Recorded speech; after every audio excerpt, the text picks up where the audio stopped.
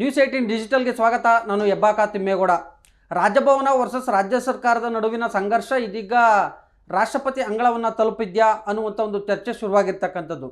ಹೌದು, ಯಾಕಂತ ಹೇಳಿದ್ರೆ ರಾಜ್ಯಪಾಲರ ನಡೆಯ ವಿರುದ್ಧ ಆಕ್ರೋಶಗೊಂಡಿರ್ತಕ್ಕಂಥ ಕಾಂಗ್ರೆಸ್ ಪಡೆ ಇದೀಗ ದೆಹಲಿ ಮಟ್ಟದಲ್ಲಿ ಹೋರಾಟಕ್ಕೆ ಮುಂದಾಗಿದೆ ಅಂಥದ್ದೊಂದು ಚಿಂತನೆಯನ್ನು ನಡೆಸಿದೆ ಅಂತ ರಾಜ್ಯದಿಂದ ಆಯ್ಕೆಯಾಗಿರ್ತಕ್ಕಂಥ ಕಾಂಗ್ರೆಸ್ ಸಂಸದರು ರಾಷ್ಟ್ರಪತಿ ದ್ರೌಪದಿ ಮುರ್ಮುರನ್ನ ಭೇಟಿ ಮಾಡೋದ್ರ ಮುಖಾಂತರ ರಾಜ್ಯಪಾಲರನ್ನು ವಾಪಸ್ ಕರೆಸ್ಕೊಳ್ಳಿ, ಸಂವಿಧಾನದ ವಿರುದ್ಧವಾಗಿ ಕೆಲಸವನ್ನು ನಿರ್ವಹಿಸ್ತಾ ಇರ್ತಕ್ಕಂಥ ರಾಜ್ಯಪಾಲರು ಒಂದು ರೀತಿ ರಾಜ್ಯ ಸರ್ಕಾರ ವರ್ಸಸ್ ರಾಜಭವನದ ನಡುವೆ ಒಂದು ರೀತಿ ಸಂಘರ್ಷವನ್ನು ಉಂಟು ಮಾಡುವಂಥ ಒಂದು ನಿಟ್ಟಿನಲ್ಲಿ ಹೆಜ್ಜೆಯನ್ನು ಇಡ್ತಾ ಇದ್ದಾರೆ, ಕೇಂದ್ರ ಸರ್ಕಾರದ ಅಣತಿಯಂತೆ ಕೆಲಸವನ್ನು ನಿರ್ವಹಿಸ್ತಾ ಇದ್ದಾರೆ ಅನ್ನುವಂಥ ಒಂದು ಆರೋಪ ಪಟ್ಟಿಯನ್ನು ಸಲ್ಲಿಸೋದಕ್ಕೆ ಇದೀಗ ಕಾಂಗ್ರೆಸ್ ನಾಯಕರು ಚಿಂತನೆಯನ್ನು ನಡೆಸಿದ್ದಾರೆ.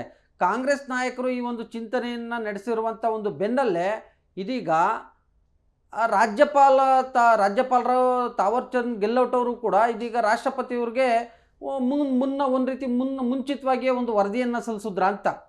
ಪ್ರತಿ ವಾರದಂತೆ ವರದಿಯನ್ನು ರಾಜ್ಯದಲ್ಲಿ ಆಗ್ತಾ ಇರ್ತಕ್ಕಂಥ ರಾಜಕೀಯ ಬೆಳವಣಿಗೆಗಳನ್ನು ಅಪ್ಡೇಟ್ ಮಾಡುವಂತೆ ಈ ವಾರದ ರಾಜಕೀಯ ಬೆಳವಣಿಗೆಗಳ ಬಗ್ಗೆ, ಅಂದರೆ ಕಳೆದ ವಾರದ ರಾಜಕೀಯ ಬೆಳವಣಿಗೆಗಳ ಬಗ್ಗೆ ಅಪ್ಡೇಟ್ ಮಾಡಿರ್ತಕ್ಕಂಥ ರಿಪೋರ್ಟನ್ನು ಸಲ್ಲಿಸಿರ್ತಕ್ಕಂಥ ತಾವರ್ಚಂದ್ ಗೆಹ್ಲೋಟ್ ಅವರು VBG ರಾಮ್ಜಿ ಕಾಯ್ದೆ ಸಂಬಂಧಿತವಾಗಿ ರಾಜ್ಯ ಸರ್ಕಾರ ಕರೆದಂಥ ಅಧಿವೇಶನದ ಸಂದರ್ಭದಲ್ಲಿ ಆದಂಥ ಘಟನೆಯ ಬಗ್ಗೆ, ಘಟನಾವಳಿಗಳ ಬಗ್ಗೆ, ಅದರ ನಂತರದ ದಿನಗಳಲ್ಲಿ ಆಗಿದ್ದಂಥ ವಿಧಾನಸಭಾ ಅಧಿವೇಶನದಲ್ಲಿ ನಡೆದಂಥ ಚರ್ಚೆ, ಮತ್ತೊಂದು ಕಡೆಗೆ ಮುನ್ನಾ ದಿನ ನಡೆದಂಥ ಘಟನೆ, ಮತ್ತೊಂದು ಕಡೆಗೆ ಕಾಂಗ್ರೆಸ್ ಶಾಸಕರು ಮತ್ತು ಕಾಂಗ್ರೆಸ್ ನಾಯಕರು ನಡೆದುಕೊಂಡಂಥ ಒಂದು ರೀತಿ ಬಗ್ಗೆ ರಾಷ್ಟ್ರಪತಿ ದ್ರೌಪದಿ ಮುರ್ಮು ಅವ್ರಿಗೆ ಒಂದು ಅಪ್ಡೇಟನ್ನು ಮಾಡಿದ್ದಾರೆ, ರಿಪೋರ್ಟನ್ನು ಸಲ್ಲಿಸಿದ್ದಾರೆ ಅನ್ನುವಂಥದ್ದು ಲೋಕಭವನದ ಬಳಿ ಕೇಳಿಬರ್ತಾ ಇರ್ತಕ್ಕಂಥ ಒಂದು ಚರ್ಚೆ. ಹಾಗಾದರೆ ರಾಜ್ಯಪಾಲರು ರಾಷ್ಟ್ರಪತಿಗೆ ಏನೆಲ್ಲ ವರದಿನ ಸಲ್ಲಿಸಿರ್ಬೋದು ಅವತ್ತು? ಅಂದರೆ ನೀವೇ ಅಂಕಿತ ಆಡದಂಥ, ನೀವೇ ಸಹಿ ಹಾಕಿರುವಂಥ VBG ರಾಮ್ಜಿ ಕಾಯ್ದೆಗೆ ಸಂಬಂಧಪಟ್ಟಂತೆ ವಿಶೇಷ ಅಧಿವೇಶನವನ್ನು ರಾಜ್ಯ ಸರ್ಕಾರ ಕರೆದಿತ್ತು.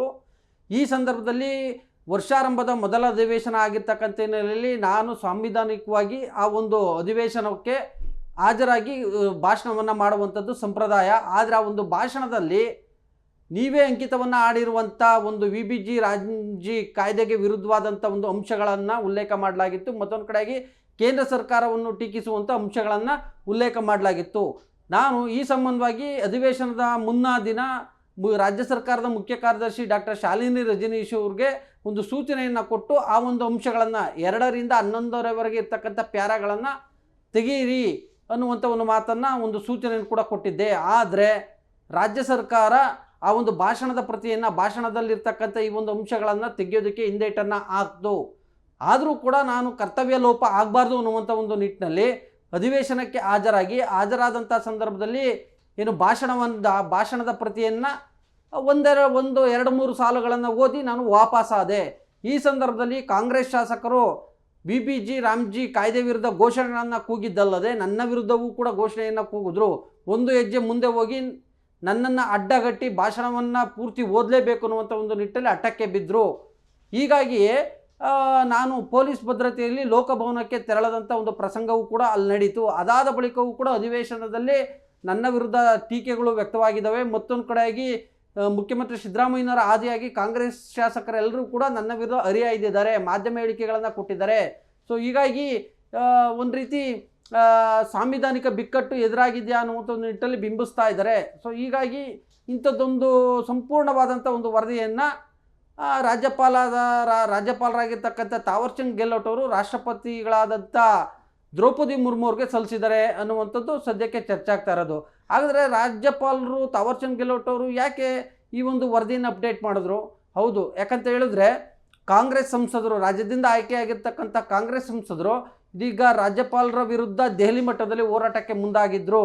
ಅಂದರೆ ರಾಷ್ಟ್ರಪತಿ ದ್ರೌಪದಿ ಮುರ್ಮು ಅವ್ರನ್ನ ಭೇಟಿ ಮಾಡಿ ಲಿಖಿತವಾಗಿ ದೂರನ್ನು ಸಲ್ಲಿಸೋದಲ್ಲದೆ ಸಂಸತ್ ಅಧಿವೇಶನ, ಬಜೆಟ್ ಅಧಿವೇಶನ ಏನು ಶೀಘ್ರದಲ್ಲೇ ಬರ್ತಾ ಇದೆ, ಆ ಒಂದು ಅಧಿವೇಶನದ ಸಂದರ್ಭದಲ್ಲಿ ರಾಜ್ಯಪಾಲರ ನಡೆಯ ಬಗ್ಗೆ ಸಂಸತ್ ಅಧಿವೇಶನಗಳಲ್ಲಿ, ಉಭಯ ಸದನಗಳಲ್ಲಿ, ಅಂದರೆ ರಾಜ್ಯಸಭೆ ಮತ್ತು ಲೋಕಸಭೆ ಎರಡೂ ಸದನಗಳಲ್ಲೂ ಕೂಡ ಈ ಒಂದು ವಿಚಾರವನ್ನು ಪ್ರಸ್ತಾಪ ಮಾಡೋದಕ್ಕೆ ಕಾಂಗ್ರೆಸ್ ನಾಯಕರು, ಕಾಂಗ್ರೆಸ್ ಸಂಸದರು ಚಿಂತನೆಯನ್ನು ನಡೆಸಿದ್ರು ಅನ್ನುವಂಥದ್ದು ಕಾಂಗ್ರೆಸ್ನಲ್ಲಿ ಮತ್ತು ರಾಜ್ಯ ರಾಜಕಾರಣದಲ್ಲಿ ಚರ್ಚೆ ಆಗ್ತಾಯಿತ್ತು.